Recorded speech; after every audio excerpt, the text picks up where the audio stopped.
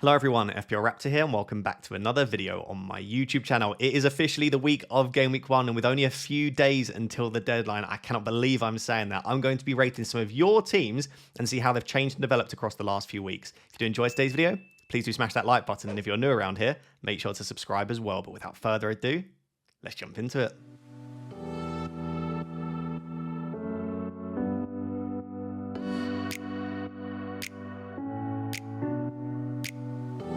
So to timestamp this, I'm recording this on Sunday evening after the Community Shield, and what an eventful game that was. And at the same time, Chelsea played, João Pedro scores another goal. So what I thought I would do, as well as the other drafts that I'd already planned a graphic for, I thought I would do a knee-jerk 11. So I just put out another tweet saying, could you please send me a knee-jerk 11 based on what we've seen in the Community Shield and also a little bit of what we've seen in that Chelsea game as well. So this is obviously a little bit in jest, but this is also an extremely good draft.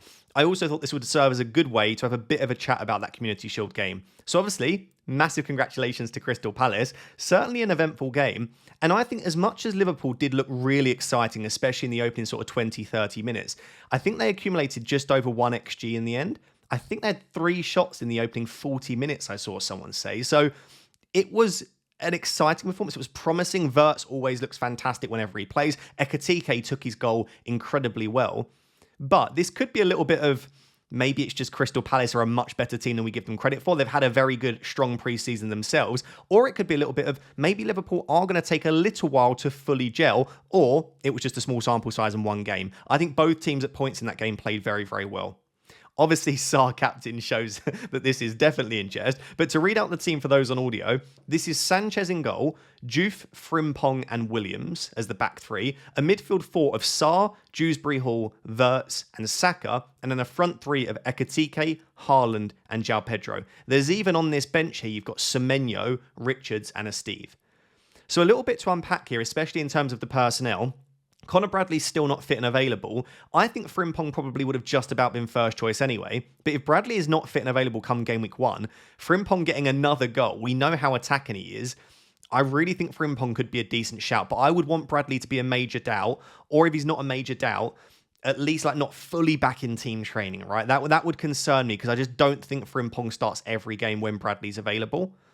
In the midfield, we've got a few little bits of knee-jerk here, but I do think Florian Wirtz being on a lot of set pieces, having a very, very important role in that attack in terms of creativity. In the first half alone, he created 4 chances for Liverpool, so he's going to get a lot of assists. He'll score goals as well due to the positions he picks up. I love Florian Wirtz. Dewsbury Hall, by the way, in the most recent preseason game, a little bit more knee-jerk, he started as an advanced number 10 for Everton, taking all set pieces. So he was taking corners and free kicks. McNeil wasn't on the pitch, who usually takes them, but having spoken to some Everton fans, they think that there is a chance that McNeil might not be first choice. If he can nail down at 5 million the number 10 role and be on set pieces for them, with the opening fixtures that Everton have, he could be great value.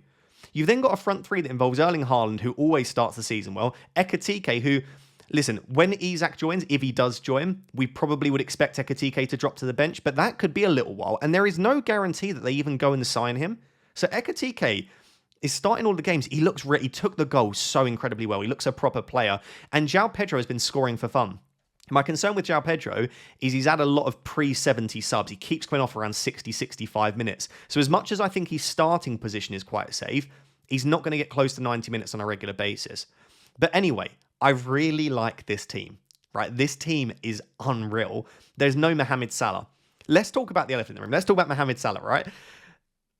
I don't know how to feel. In 2025, Salah's data has been absolutely subpar. Not just for him, just in general, in comparison to other midfielders, he has not been getting a high quality of chance. Now, you could put that down to he got his contract signed nice and early. Maybe he just took the foot off the pedal a little bit. You could put it down to Liverpool basically had won the league by January, February, right? Let's be real. I know they actually won it a bit later, but they didn't need to go gun-ho scoring tons of goals. Maybe it was just a little bit of a drop in form. I come up with all of these excuses, right? And I said, maybe we just approach a new season. Salah still got like 344 points or something ridiculous, right? It was an all-time season. But then we come around to pre-season. Salah still doesn't look very good. He's had his rest. He always starts the season well. We know he's a fitness monster, so he wouldn't have let his fitness slack. But he still just isn't overly involved. We obviously have this hypothesis as well that the goals for Liverpool might be more spread around. You've got Gakpo, Ekitike, Florian Wirtz. You've got some proper players there. Salah doesn't need to do it all himself now. So maybe his goal share will be lower anyway. There were already doubts, but now we see a proper competitive game. I'll be honest, it was a bit of a stinker for him. I don't think he's necessarily doing too much wrong himself. He's just not really doing as much in the game. You kind of expect that though, right? If Florian Wirtz is going to be getting on the ball, Szoboszlai, McAllister, you've got all of these players that are so brilliant at creating. Salah doesn't need to do as much. He might be getting more goals and less assists this season. He might be closer to goal, but I've just not been impressed now by Salah for his price at least since like November, December 2024. And I know that's very disrespectful to say for what is arguably the best ever Premier League player. I'm not going to have that debate right now. And he was brilliant last season, but I think there are enough pieces of justification, especially when you look at the opening fixtures, to say, hang on a second, could Salah be, covered by Wirtz, Ekitike, Gakpo? And could you then go for a Haaland draft like this, or even potentially spread the money around further and go without Salah or Haaland? This is a very long, rambly section. You can tell that I've just watched the Community Shield and I had a lot to say in and around this. And obviously, this is a little bit in jest.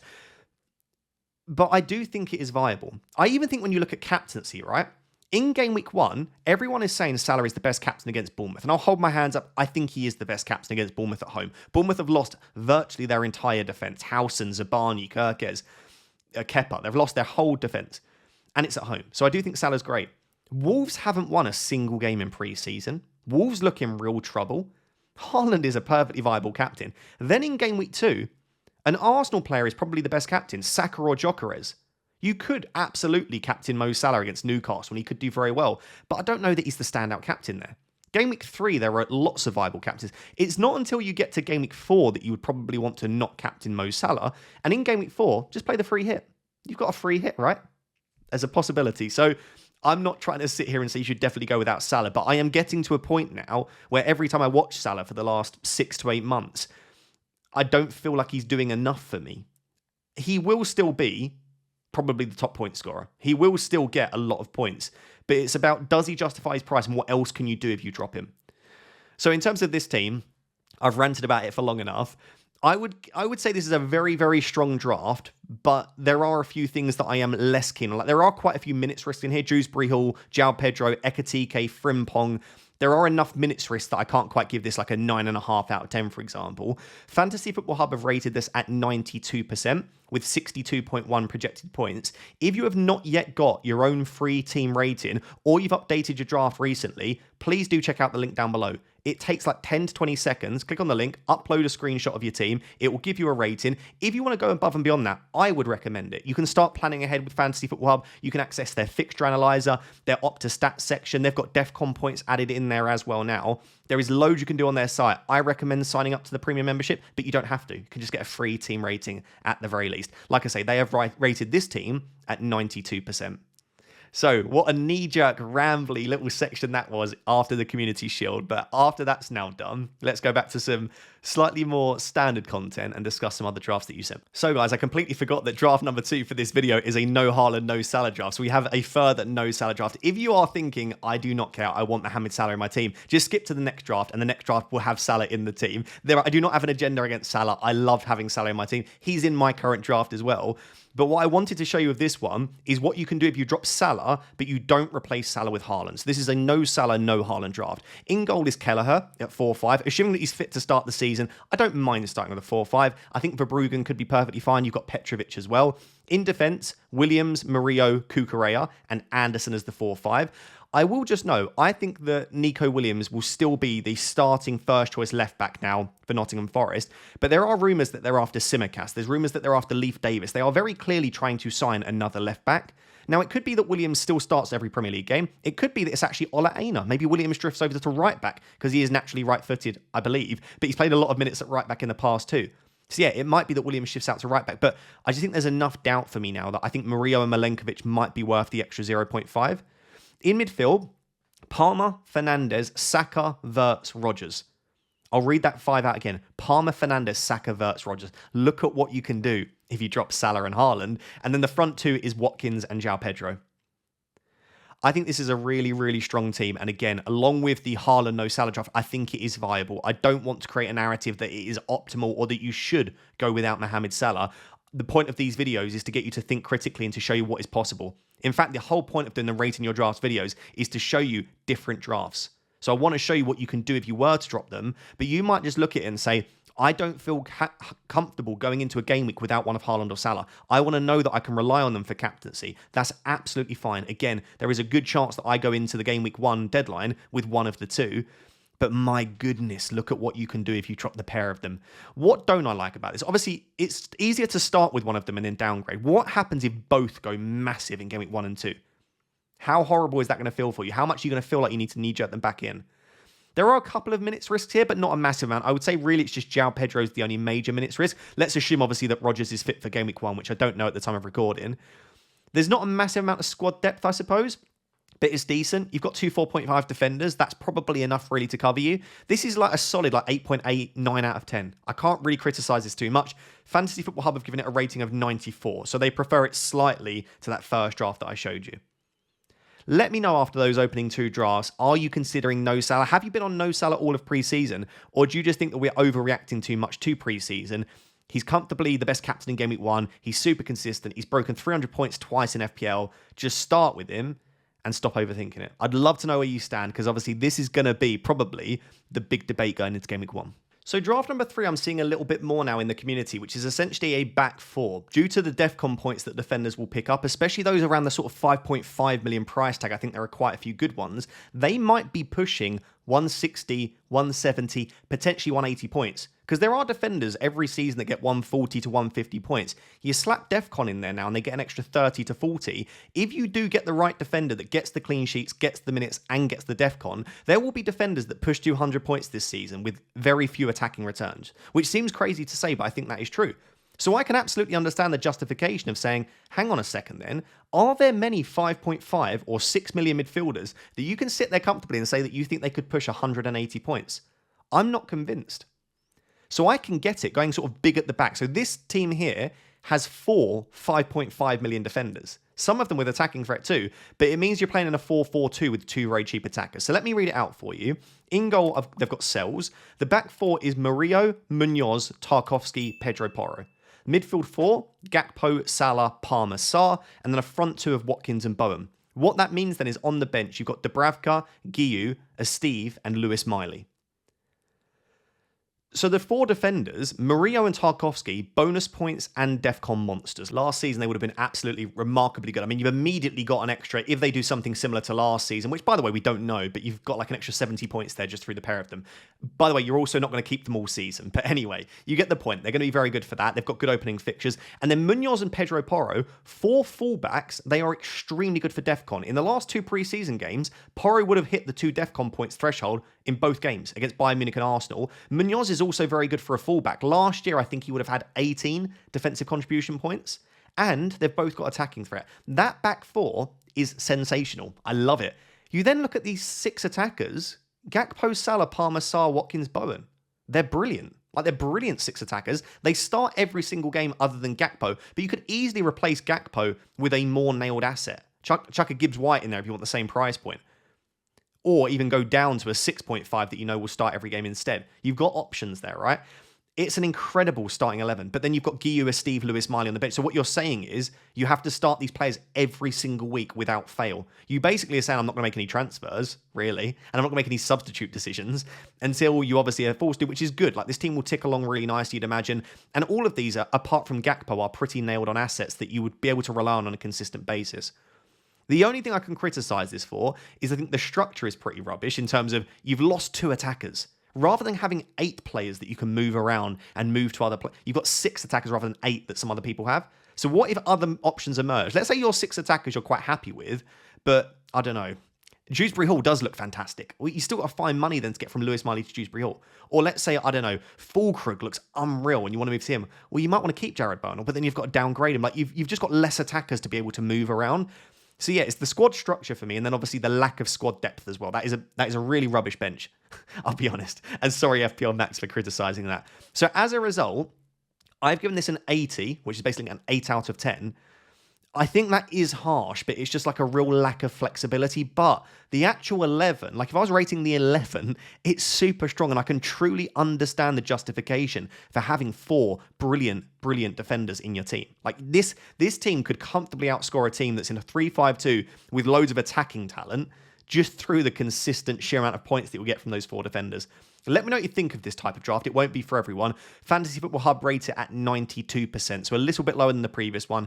I kind of backed that as well. Let's look at draft number 4. So draft number 4 was sent in by FPL Ola, and this is just a really good 3-5-2 draft. I've called it a balanced 3-5-2. I would say this is like a really, not optimal draft per se, but just a really good team. Like if you just want to just build a really solid, good team with a solid structure, good price points, reliable, not too much money on the bench, but enough. Like it's just a really good team is the best way that I can explain it. That's why Fantasy Football Hub have rated it at 96%, because it ticks a lot of boxes. So in goal, we've got Sells, Cucurella, Van Dijk, and Juve as the back 3. Palmer, Salah, Reinders, Fernandes, and Anderson. That's a really solid midfield. And then Watkins and João Pedro. The bench is Dubravka, Guiu, Dorgu, and a Steve. So it is a little bit weak on the bench, but I think having a 4.5 defender to have in there is nice. Steve is okay. Maybe I've been slightly generous on how I've rated that squad depth at 80, but it is what it is. I really just think that there's very little that this team lacks. I think Cucurella and Sells, you could save money by just going for Sanchez and Milenkovic or Murillo. That gives you an extra 0.5 if you want. I'm not fully convinced on Van Dijk as things stand. I'd be happy to swerve the Liverpool defence, and not just because of the Community Shield. I just think that it's a new team with Frimpong and Kirkes bombing on down the wings. I think they'll concede a few goals, and the opening fixtures aren't really there. So I think you could save money going for, like, if you wanted to free up money in the defence, Sells to Sanchez, Cucurella to Milenkovic or Murillo, and Van Dijk to Porro. And all of a sudden, I think you've saved yourself $1 million there that you could invest to upgrade one of Reinders or Anderson. Because I suppose the only slight weak thing here is you're starting 2-5-5s pretty much every single week. Getting one of those up to an Ismail Assar would probably make it look a little bit stronger overall. There's very little other to say on this, though. I think if you're like really struggling to build a draft right now, and you want to just get back into a place where you've got a good structure to build from, put something together similar to this, and you can always move a couple of players around, right? Rather than João Pedro, Reinders, and Cucurella, you could go for Porro. You could go down up to Sar, and then you could downgrade João Pedro to like a Fulkrug or Strand Larsen. Do you know what I mean? You can start to build off combinations after you've got that neat structure in place. So I wanted to, rather than just showing loads of different drafts, I wanted to just show you a steady 3-5-2 from FPL here. It's a really nice draft. I think this is along the lines of what I should really go for. Whether I actually end up on something similar, we'll have to wait and see. So draft number 5, I've called Good Teams, Good Players. I looked at this draft and thought, that's a really nice draft, but also something a little bit unique. It has Salah in there, but you can also see Saka and Gyökeres, for example. And I looked at it, I immediately liked it. And then what I spotted is you've got double Liverpool, double Arsenal, double Man City, double Chelsea, double Villa, I might have repeated, and 1 Spurs. You've essentially there got only players from what I predict will be the top 6 teams probably in the Premier League this season. I think the top 6 will probably be, and sorry if you're not included in this, fans of the clubs, I would say it's going to be not in this order, but like Liverpool, City, Arsenal probably top 3, Chelsea probably in 4th, and I think Spurs and Villa have a good chance for sort of 5th and 6th. So what you've got here is just players from good teams and good players as well. And I quite like that. Like in a lot of my teams, I've got like double Everton or double Forest, and I've got a United player, and it's like, just pick good players from good teams. I really like it. So to read out the whole team, Sanchez, Konsa, Van der Ven, Gvardiol, a midfield 5 of Saka, Salah, Reinders, Rodgers, and Wirtz, and then a front 2 of Gyökeres, João Pedro. You've even then got, by the way, Munoz on the bench to come in, probably in game week 2 for someone like Van der Ven. I like a lot of the picks here. I think Arsenal are extremely underrated. I mean, you're not seeing much of Saka, Gyökeres. If the fixtures were reversed, let me say that Arsenal have exactly the same fixtures, but their game week 2 fixture was in game week 1 against Leeds. So many people, probably myself included, would own more Arsenal players. It's just because the first game is away, by the way, against a very shaky United defence, and then it's Leeds at home. But I guess if you just reverse those two, I wouldn't be surprised to see them more highly owned. Gyökeres obviously got a goal, I think on the day of me recording. No, yesterday he got the goal, didn't he? Havertz comes on and scores himself. I think Gyökeres will start game week 1. I just don't know how many minutes he'll get. I reckon he'll probably come off around 65. That might be enough. Saka looked electric in their most recent preseason game. Probably again going under the radar. The only basically omission from this team is that you've gone from Palmer to Saka. Otherwise, it doesn't look too dissimilar to what we've just looked at here. But you've obviously, like I say, you're not betting on teams, and you're not betting on players that are playing for teams where you would expect them to be like 15th, 16th, 17th. Like, again, I've got like double United, Wolves, Everton in my team, and I'm like, there is a difference in FPL. Like, you can have good players for FPL that play for poor teams. So I'm not saying you should only pick players from teams you expect to finish in the top 6, but it's also not a bad strategy. I've rated this team at 88. This is actually one of Fantasy Football Hub's least favourite. I think there are a couple of rotation risks in there potentially. That might be the reason for it. And they also do rate Palmer quite highly, so maybe that's the reason. But I think it's a really, really nice draft. And sometimes just picking players from good teams might be a good strategy. So guys, I thought for draft number 6, because really the purpose of these videos is slightly less about the personnel and more so about how you structure your squad and different drafts that you could attempt, I thought it would be worth doing a freemium draft with Salah, Palmer, Haaland. I've all preseason that I don't like these drafts. I just don't think it's feasible for me to build a Salah, Palmer, Haaland draft that I truly like. If you think I want Salah and I want Haaland, I would personally drop Palmer. I would go Palmer down to a Bruno or a Wirtz and then spread the money a little bit more. Because once you put those 3 in, you'll see here, this team doesn't have a particularly expensive defense, doesn't have a particularly expensive attack or midfield, and the bench is really weak. Like, you just can't afford to do much with your team after you put all of those in. So to read it out, Sells in goal. We've then got Van der Ven, Tarkowski, Williams, Richards on the bench with a Steve. The midfield 5 of Ndiaye, Salah, Palmer, Minte, and Reinders. And the front 2 of Haaland, Füllkrug. That therefore means the price of your attackers is 14.5, 14, 10.5, right? Those 3 expensives. You've then got 6.5, 6, 6, 5.5, 4.5. That means then under the price of 6.5, you've got, what is that, 5 attackers. It's a bit weak, and you've not even got a 6 million defender in there. You're starting a 4.5. You've got a 4, like, it's just too much money for me invested into too few positions. On the flip side, you've also got the 3 most expensive, 3 best players in the game in Salah, Palmer, Haaland. So it probably does, to some extent, equal itself out. But if any of those 3 don't have a strong start, you're then really relying on cheaper assets. And I should note, Ndiaye, Minte, Reinders, and Füllkrug, I absolutely love those 4 picks. All 4 of them have been in my drafts at some point. I really, really rate the 4 of them. But what are the chances that all 4 deliver? And you have to start them every single week. Like, you've got Füllkrug, Reinders, Minte, to some extent Ndiaye, they're rotation risks as well. And you can't really afford to bench them because you've got GW1, Steve, and Richards on your bench. So for me, if I'm like, how do I make this team better? You just got to sell one of those 3. I don't mind which one it is. I'm not saying it should be Palmer or it should be Salah or it should be Haaland. You choose. I just don't rate it enough for me. Like, if I go through my decision-making framework of structure, minutes, fixtures, squad depth, like, this isn't it for me. So I've rated it at 7.9 out of 10 because it's not awful. And again, I like in isolation, like a lot of these picks. And Fantasy Football Hub have it rated at 93%. So I don't want to tell you it's not viable. I just think for me, the balance feels off. I just think it's too much money in 3 positions. I would love to know if anyone's still on the freemium draft. And listen, if Salah, Palmer, Haaland start the season strong, you are absolutely going to be laughing. So guys, I know at the start I said you can get a free team rating over at Fantasy Football Hub if you click the link below, and you can absolutely do that, but I know a lot of people get sick and tired of hearing that. They don't want AI involved in the game. That's absolutely fine. Fantasy Football Hub for me is much, much more than that. So I thought at the end I would just say, I really do highly recommend checking it out with the link down below. If you don't want to get a free team rating or you don't want that aspect, it's fine. It gives you the ability to plan ahead, which I think is massive, and look at those rotations. And this is the team that we just had, obviously. I had to make sure that it was 93%, so I uploaded it there. But even outside the My Team feature, you've got so much Opta statistics, firstly, so much useful data here that you can look at across season, home and away. You can just filter it to home only. You can look at who got the most DEFCON points at home last season. Caicedo with 24. You've got so much data just in that alone. You've got player points predictions as well. Tons of really good information here. Fixture analyzer. You want to change the sample? Go for it. You want to look at attack versus defense versus overall. Player comparison feature is really nice. Type in 2 players. We want to look at... Oh, my keyboard died. That's a terrible time to die. We've got Salah. We could just enter Salah in. You want to look at Salah versus Palmer. You can absolutely do that. You can compare the 2 of them there. Across different metrics, again, you've got player touch maps. There is just so much to this site and more. And once the game goes live as well, you've got so many more really, really good features too.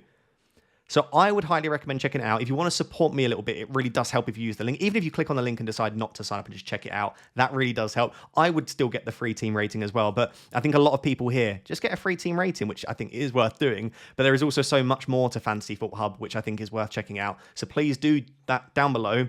using the link. I'd appreciate it. You get 50% off if you use that link and sign up for the season.